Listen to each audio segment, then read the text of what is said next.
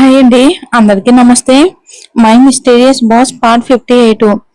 ఇంత సంపద ఉన్నా ఏం ప్రయోజనం? చివరికి పిచ్చి వల్ల హాస్పిటల్కి వచ్చింది. దేవుడు కూడా ఎలాంటి రోజులు చూపిస్తాడో అని రిసెప్షన్ లో అమ్మాయి అనుకుంది. జాన్వి ఒక్కసారిగా ఆశ్చర్యంతో ఆమె వైపుకు చూసింది. వెంటనే ఆ రిసెప్షనిస్ట్ చూపును తిప్పుకుని మరో వైపుకు చూసింది. అసలు ఆమె అలా ఎందుకనింది? నేను వినేలా కావాలనే మాట్లాడిందా అని ఆలోచిస్తూ జాన్వి అక్కడి నుంచి బయటకు వచ్చింది. తర్వాత సిద్ధార్థ్ తన కారును ఒక రెస్టారెంట్ లాంటి హోటల్ ముందు ఆపి కిందకి దిగాడు. చుట్టూ ఒకసారి చూసి లోపలికి వెళ్ళాడు. అంతలో అతని ఫోన్ మోగింది. స్క్రీన్ పై ప్రకాష్ పేరు కనిపించగానే అతను చుట్టూ చూశాడు. రెస్టారెంట్ లోని ఒక మూలలో కూర్చున్న ప్రకాష్ అతని వైపు చూస్తూ చెయ్యి ఊపుతున్నాడు. సిద్ధార్థ్ కాల్ కట్ చేసి అతని దగ్గరికి వెళ్ళాడు. లోపలికి వెళ్దాం అని సిద్ధార్థ్ చెప్పి అతన్ని ఒక ప్రత్యేక గదిలోకి తీసుకెళ్లాడు. వెయిటర్ వారికి జ్యూస్ తీసుకొచ్చాడు.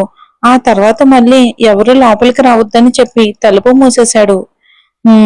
మీరు చెప్పాలనుకున్న విషయం ఇప్పుడు చెప్పండి అని సిద్ధార్థ్ గంభీరంగా అన్నాడు. సార్, మీరు చెప్పినట్టుగానే ఆ మేడంకు డ్రింక్ ఇచ్చిన చోటుకి వెళ్లి విచారణ చేశాను. అక్కడి సీసీటీవీ ఫుటేజ్ లో ఒక అబ్బాయి వారి డ్రింక్ లో ఏదో కలుపుతున్నట్టు కనిపించింది సార్. అతని గురించి అక్కడ సిబ్బందిని అడిగితే అతను కేవలం ఒక రోజు ముందే ఆ రెస్టారెంట్ లో ఉద్యోగంలో చేరాడని చెప్పారు. అతని గురించి ఇంకెవరికి ఎలాంటి సమాచారం లేదు సార్.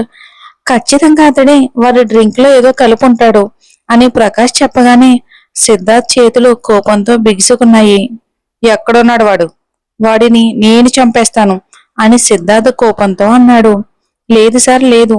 ఆ అబ్బాయి చిన్న పెద్ద నేరాలు చేసే వ్యక్తి. ప్రస్తుతం పరారిలో ఉన్నాడు. ఖచ్చితంగా ఎవరో చెప్పడంతోనే ఈ పని అయితే చేసుంటాడు. కానీ అతను ఎవరి ఆదేశాల మీద ఇలా చేశాడో ఇప్పటికీ నాకు తెలియలేదు. అయితే ఇంకొక ముఖ్యమైన విషయం చెప్పాలని మిమ్మల్ని ఇక్కడికి పిలిచాను సార్ అని ప్రకాష్ టేబుల్పై చేతులు పెట్టి అన్నాడు. ఏంటది అని సిద్ధార్థ్ అడిగాడు. అది సార్, కొన్ని రోజుల క్రితం మీరు మీ బర్త్డే వేడుకను ఒక హోటల్లో నిర్వహించారు కదా. అదే హోటల్లో ఈ అబ్బాయి కూడా ఆ పార్టీకి ఒక రోజు ముందే ఉద్యోగంలోకి చేరాడు. ఆ పార్టీలో జరిగిన విష ప్రయోగం కూడా ఇతనే చేశాడు. అయితే అది నిజానికి మీకోసమే అని ప్రకాష్ చెప్పగానే సిద్ధార్థ్ ఒక్కసారిగా దిగ్భ్రాంతికి గురయ్యాడు. ఏంటి అంటే ఆ విష ప్రయోగం నన్ను చంపడానికి చేశారా అని సిద్ధార్థ్ ఆశ్చర్యంగా అడిగాడు. అవును సార్, ఆ రాత్రి ఆ విషం మీకోసమే రెడీ చేశారు. కానీ మీ ప్లేట్ మారిపోవడంతో పొరపాటున మరో వెయిటర్ దాన్ని ఇంకొకరికి అందించేశాడు. లేదంటే రాత్రి ఆ విషయం మీకే అందించే ప్రాణలిక అని ప్రకాష్ చెప్పాడు. సిద్ధార్థ్ తీవ్ర షాక్ లోకి వెళ్ళిపోయాడు ప్రకాష్ చెప్పిన దానికి. ఆ రాత్రి జాన్వి కారణంగా తన ప్లేట్లో పడిన ఆ చిన్న ఈక గుర్తొచ్చింది. ఆ కారణంగానే ప్లేట్ మార్చిన విషయం కూడా అతనికి గుర్తొచ్చింది.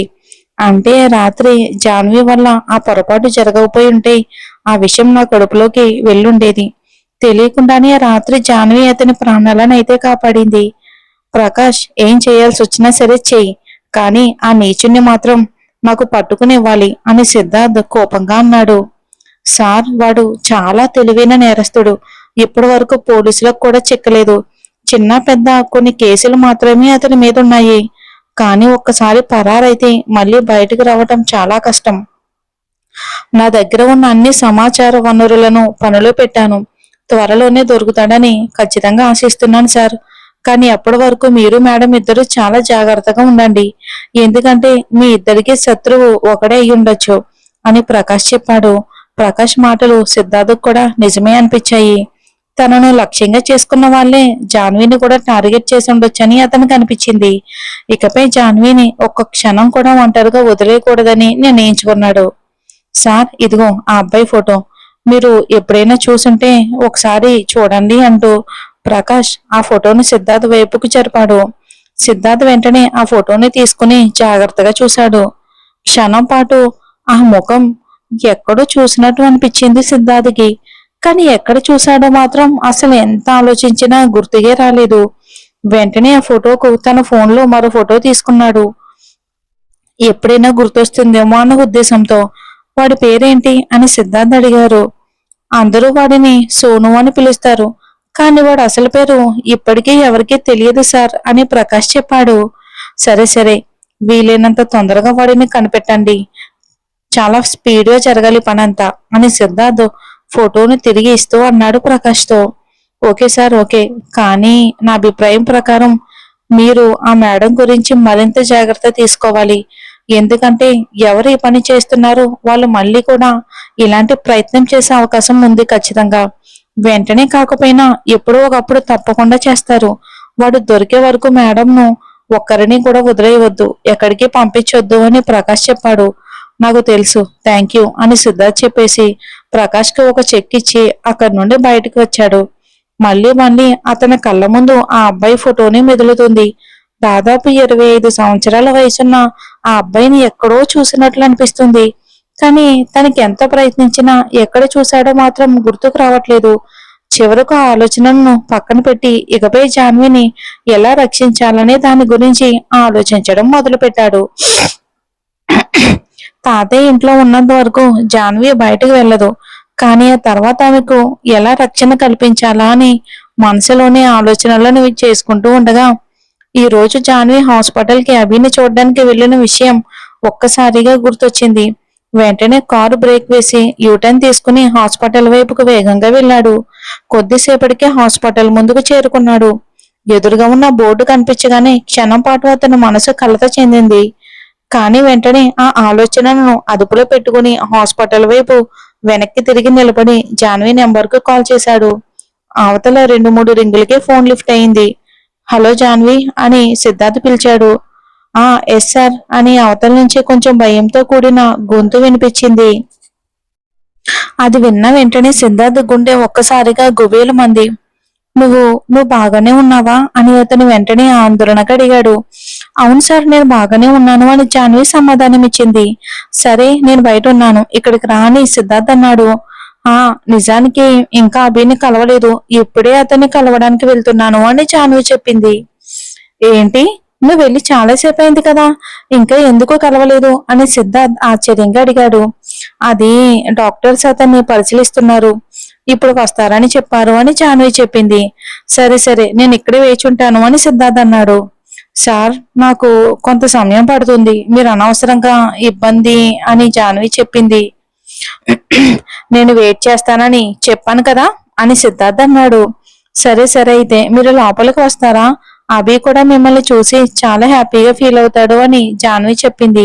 ఆ మాట విన్న వెంటనే హాస్పిటల్ లోపలికి వెళ్లాలనే ఆలోచనే సిద్ధార్థ్ మనసును క్షణం కలవరపరిచింది. లేదు లేదు, నేను రావడం లేదు అని అతను వెంటనే చెప్పి ఫోన్ కట్ చేశాడు. అసహనంగా తన జుట్టులోకి వేళ్లు పోనిచ్చాడు. తర్వాత తిరిగి కారులోకి వెళ్లి కూర్చున్నాడు. అతని ఒక చేతి వేళ్లు ఆగకుండా కదులుతూనే ఉన్నాయి. అతని మనసులోని ఆందోళనకు అదే నిదర్శనం. మళ్ళీ మళ్ళీ అతని చూపు ఎదురుగా ఉన్న హాస్పిటల్ బోర్డు మీదకే వెళ్తుంది. చివరకు విసుకొచ్చి వెనక సీట్లో ఉన్న ల్యాప్టాప్ తీసుకుని పనిలో మునిగిపోయాడు. చాలా సమయం గడిచిన తర్వాత ఇక ఒళ్ళు విరుచుకుని టైం చూశాడు. తను వచ్చి దాదాపు గంట కావస్తుంది. కానీ ఈ అమ్మాయి మాత్రం ఇంకా బయటికి రాలేదు. ఈ అన్న చెల్లెల జంట, సారీ, ఈ తమ్ముడు అక్కల జంట ఒక రోజు నా ప్రాణం తీస్తారు అని సిద్ధార్థ్ మనసులోనే నిట్టూర్చాడు. అదే సమయంలో జాన్వి హాస్పిటల్ బయట ఒక సిబ్బందితో మాట్లాడుతున్నట్లు అతని కంటపడింది. ఇప్పుడు బయటకు వచ్చి ఆ సిబ్బందితో ఏం మాట్లాడుతుంది? కొన్నిసార్లు ఈ అమ్మాయి నిజంగానే ఒక డిటెక్టివ్ లా అనిపిస్తుంది అని అనుకుంటూ ల్యాప్టాప్ ను పక్కన పెట్టేసి ఆమె వైపుకు చూశాడు సిద్ధార్థ్. ఉదయాన్నే చెప్పినా కూడా ఆమె ఇక్కడికి కూడా చీరే కట్టుకుని వచ్చింది. నిజంగా ఈ అమ్మాయి ధైర్యాన్ని మెచ్చుకోవాల్సిందే. ఎంత చెప్పినా తన మనసుకు నచ్చిందే చేస్తుంది. కానీ ఈ రోజు మాత్రం తిని చాలా అందంగా కనిపిస్తుంది అని అనుకోకుండా సిద్ధార్థ్ ఉండలేకపోయాడు. అనుకోకుండానే సిద్ధార్థ్ పెదవులపై తెలియకుండానే చిరునవ్వు మెరిసింది జాన్విని చూసి. అంతలో జాన్వి అతని వైపుకు నడుచుకుంటూ వచ్చింది. వెంటనే అతను బటన్ నొక్కి ఆమె కోసం కారు తలుపు తెరిచాడు. ఐఎమ్ సో సారీ సార్, చాలా లేట్ అయిపోయింది కదా, మీరు వెళ్ళిపోయి ఉంటారని అనుకున్నాను అని జాన్వి కారులో కూర్చోగానే క్షమాపణగా చెప్పింది. సిద్ధార్థ్ మాత్రం ఒక్క మాట కూడా మాట్లాడలేదు. నిశ్శబ్దంగా కారు స్టార్ట్ చేశాడు. అయ్యో, ఈ రాక్షసుడు ఈ మధ్య ఎందుకింత మారిపోయాడు? ఈ రోజు అసలు కోపమే చూపించలేదే. ఏమైందో, ఈ రోజు మూడు బాగానే ఉన్నట్టుందిలే. ఈ రోజైనా పనులన్నీ చేయించుకోవాలి అని జాన్వి మనసులో అనుకుంది. ఇక ధైర్యం కూడగట్టుకుని మాట మొదలు పెట్టింది. సార్, ఎడమవైపు ఒక ప్రభుత్వ హాస్పిటల్ ఉంది. అక్కడికి ఒకసారి తీసుకెళ్తారా? నాకు చిన్న పని ఉంది అని తడబడుతూ అడిగింది. ఏంటి, నేను నీకు డ్రైవర్లా కనిపిస్తున్నానా అని ఈసారి సిద్ధార్థ్ కొంచెం కోపంగానే అన్నాడు. అయ్యో, ఇదే అసలు ఇతని స్వభావం. కోపిష్టి హిట్లర్. అనవసరంగా మారిపోయాడని అనుకున్నాను అని జాన్వి మనసులోనే నిట్టూర్చింది. సారీ సార్ అని తల వంచి మళ్ళీ కిటికీ బయటకు చూస్తూ మౌనంగా కూర్చుంది. కొద్దిసేపటికే వారి కారు ఆగింది. ఇంకా ఇంటికి చేరుకోవడానికి చాలా సమయం ఉందని జాన్వికి తెలుసు. అందుకే ఆశ్చర్యంగా ఎదురుగా చూసింది. అక్కడ ప్రభుత్వ హాస్పిటల్ బోర్డు వెలుగుతూ కనిపించింది. అది చూసి ఆమె ముఖంలో ఆనందం వెల్లివిరిసింది. థ్యాంక్ యూ సార్ అని నవ్వుతూ చెప్పింది. త్వరగా రా అని సిద్ధార్థ్ ఆమె వైపుకు కూడా చూడకుండా అన్నాడు. మీరు కూడా లోపలికి రండి అని ఆమె అడిగింది. నాకు హాస్పిటల్ నచ్చవు అని సిద్ధార్థ్ చెప్పాడు. కానీ ఈ రోజు ఎలాగైనా అతన్ని లోపలికి తీసుకెళ్లాలని నిర్ణయంతో జాన్వి ఉంది. ప్లీజ్ అని ఎంతో వేడుకుంటూ చెప్పింది. ఆమె ఎప్పుడు తనతో అలా మాట్లాడకపోవడంతో సిద్ధార్థ్ ఆశ్చర్యంగా ఆమె వైపుకు చూశాడు. సరే అని ఇక చివరికి ఒప్పుకున్నాడు. ఆమె మనసును నొప్పించాలని అతనికి ఏమాత్రం అనిపించలేదు. తాను రాకపోతే ఆమె బాధపడుతుందని, ఆ బాధను చూడటం తనకిష్టం లేదని అనిపించింది.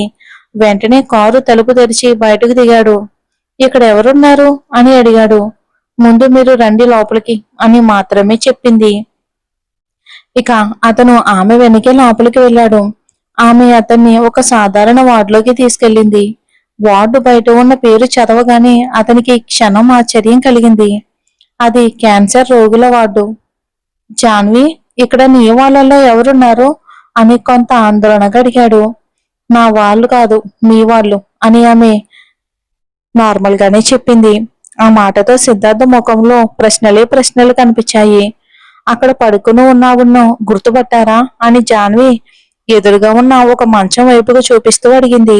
సిద్ధార్థ్ ఆసక్తిగా ఆ వైపుకు చూశాడు. మంచంపై ఒక మహిళ పడుకుని ఉంది. ఆమె తలపై జుట్టు లేదు. ముక్కుకు గొట్టాలు అమర్చబడ్డాయి. ఆమె పరిస్థితి చూసి అతను వెంటనే చూపు తిప్పుకున్నాడు. జాన్వి, నాకు ఇక్కడ ఎవరూ తెలియదు. నువ్వు అసలు ఇక్కడికి ఎందుకు తీసుకొచ్చావు అని సిద్ధార్థ్ కొంచెం కఠినంగా కోపంగానే అడిగాడు.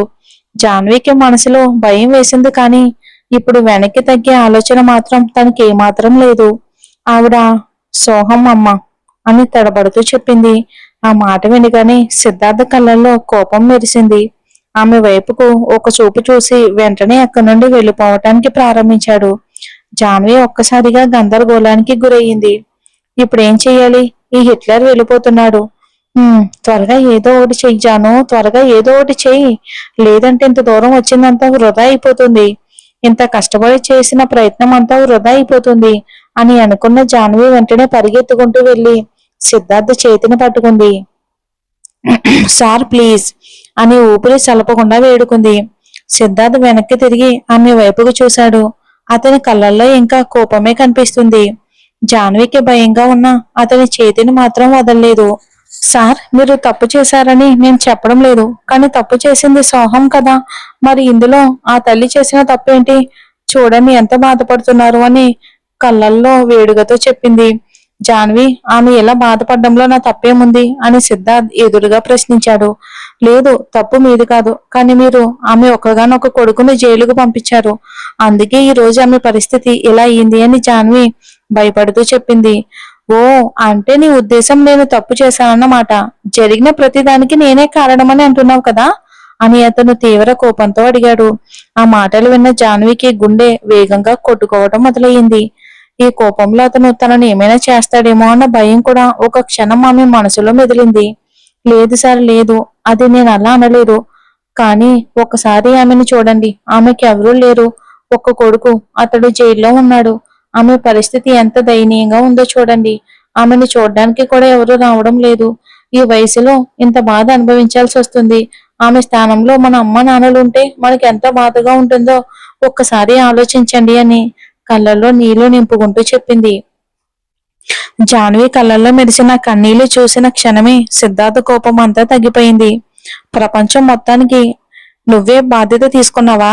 ముందు నీ జీవితంలో ఉన్న సమస్యలను చూసుకో, ఆ తర్వాత ప్రపంచం గురించి ఆలోచించు అని ఈసారి కాస్త ప్రశాంతంగా అన్నాడు. లేదు సార్, అందరి ప్రాబ్లమ్స్ తీర్చేంత గొప్పదాన్ని నేను కాదు, కానీ మీరు చేయగలరు కదా. డబ్బు సంపాదించడానికి ఎంత కష్టపడాలో నాకు తెలుసు. కానీ అందులో కొంతైనా ఇతరుల కోసం ఖర్చు చేస్తే మనసుకి ఎంతో ప్రశాంతత లభిస్తుంది అని మా అమ్మ చెప్పేది అని చివరి మాటను కాస్త బలంగా చెప్పింది. పద ఇంటికి వెళ్దాం, కారులో కూర్చో. ఇక విను, ఇక చాలా అయింది. మరోసారి ఆ జూహిని కలిస్తే నీ ఉద్యోగం వదిలేయాల్సి వస్తుంది అని ఆమె చేతిని తన చేతి నుంచి విడిపించుకొని గంభీరంగా చెప్పాడు. ఆ మాటలు విన్న జాన్వి ముఖం మరింత మసకబారిపోయింది. ఆమె నిశ్శబ్దంగా వెళ్లి కారులో కూర్చుంది. మిగిలి ఉన్న చిన్న ఆశ కూడా పూర్తిగా ఆవిరైపోయింది ఆ క్షణం. నిన్ననే ఆమె జూహిని కలిసింది.